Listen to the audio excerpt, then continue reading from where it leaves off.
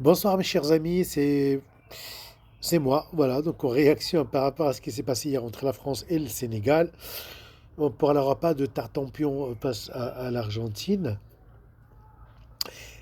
mais les Sénégalais vraiment m'ont un petit peu étonné par deux choses, et je dois les féliciter. Nous, on fait la différence entre les relations sportives entre nous et le Sénégal, où il y a ce malentendu en ce moment, et entre nos relations vraiment économiques, politiques, spirituelles, etc., où nous sommes vraiment des vrais frères. Mais là, on parle de sport. Ce qui est, ce que j'ai remarqué, c'est qu'il y a une maturité chez les Sénégalais au niveau sportif, au niveau footballistique, c'est qu'ils n'ont pas quitté le terrain, ils sont restés.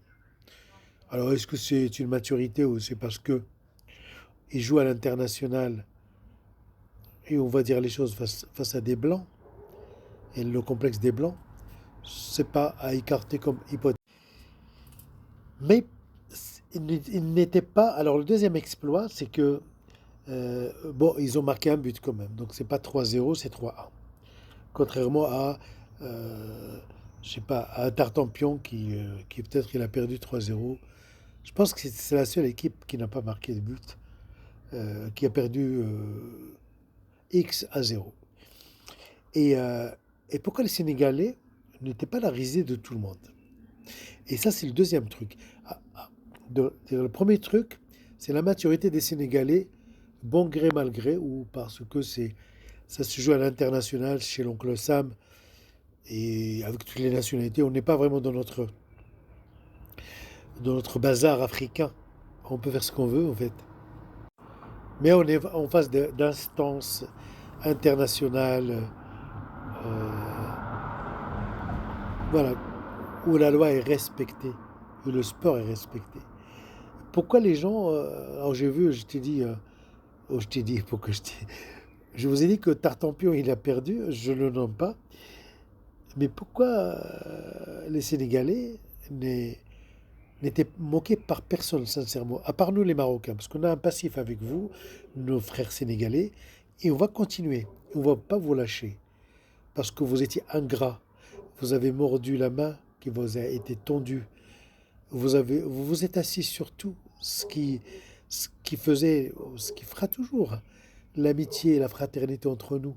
Vous vous êtes assis sur ça parce que votre entraîneur était bichonné par le pays que vous savez pendant la CHAN. Peut-être qu'on lui a donné une villa à lui tout seul avec une piscine ou autre chose que je ne citerai. Donc, quand il disait qu'il était mieux reçu dans ce pays-là, c'est qu'il mentait pas, mais il était reçu tout seul. Alors que le Maroc, il a reçu l'ensemble, il a reçu l'équipe, les nations.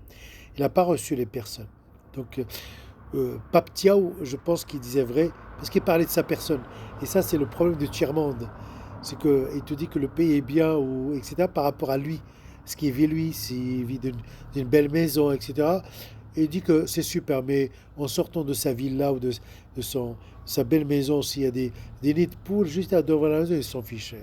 Lui, ce qui compte pour lui, c'est l'intramuros, là où il vit. Pape Thiaw, quand il a dit que la CHAN était meilleure que la Cannes, c'est parce qu'il parle de ce qu'on lui a offert à lui, personnellement, et pas pour les Sénégalais. Mais ce qui a fait que les Sénégalais, malgré cette défaite cuisante, hein, et on vous souhaite vraiment de perdre encore, hein, je vous le dis, hein, sur un plan footballistique, je vous souhaite tous les malheurs du monde. Je vous le dis. Parce que vous étiez vraiment abject. Vous nous avez fait beaucoup de mal. Vous avez poussé les Marocains à la radicalisation.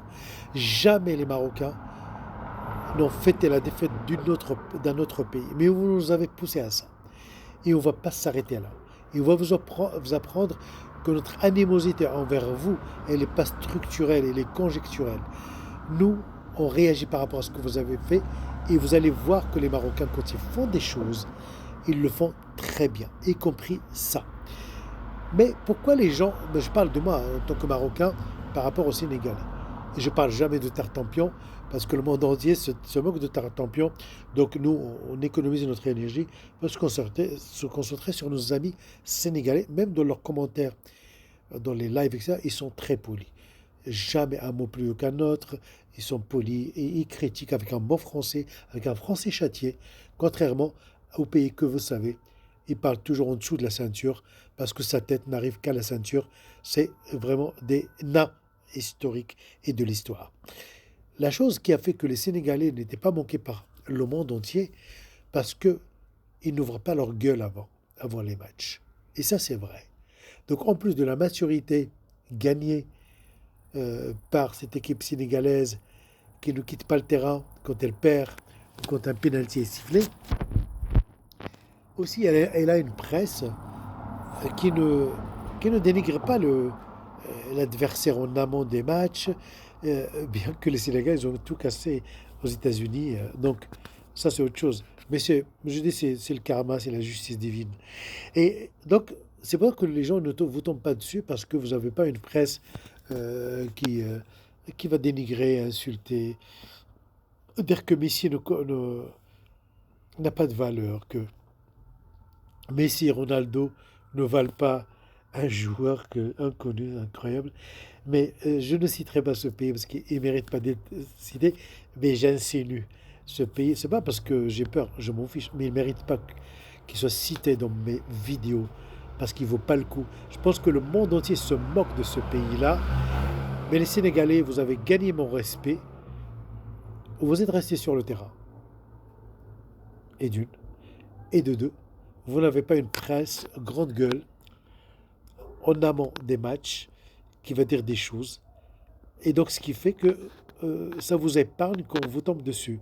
Nous, voilà, le monde entier va se moquer des pays qui ont une presse qui a une grande gueule, qui parle. Qui parle. Je pense qu'ils ont un sac avec plein de phrases toutes faites, des phrases arrogantes comme ça. Ils les sortent. Et puis voilà. Donc, vous avez au moins cette vertu de que votre presse ne parle pas. Et c'est vrai, vous avez une très bonne équipe. Sincèrement. Vous avez une très bonne équipe, un très bon effectif, mais je vous souhaite de perdre. Voilà. Et vous allez perdre. Je vous souhaite, je souhaite aux Marocains une très belle soirée. Et ceux qui aiment le Maroc, je leur souhaite une très belle soirée. Ceux qui n'aiment pas le Maroc, on s'en tape. Et on va s'amuser pendant cette Coupe du Monde. Il n'y aura ni petites vidéos académiques, ni rien du tout. Ça, on consacrera ça pendant des lives. Mais pour le moment, on se fait plaisir et de réagir comme ça. Voilà, donc à très bientôt. Au revoir.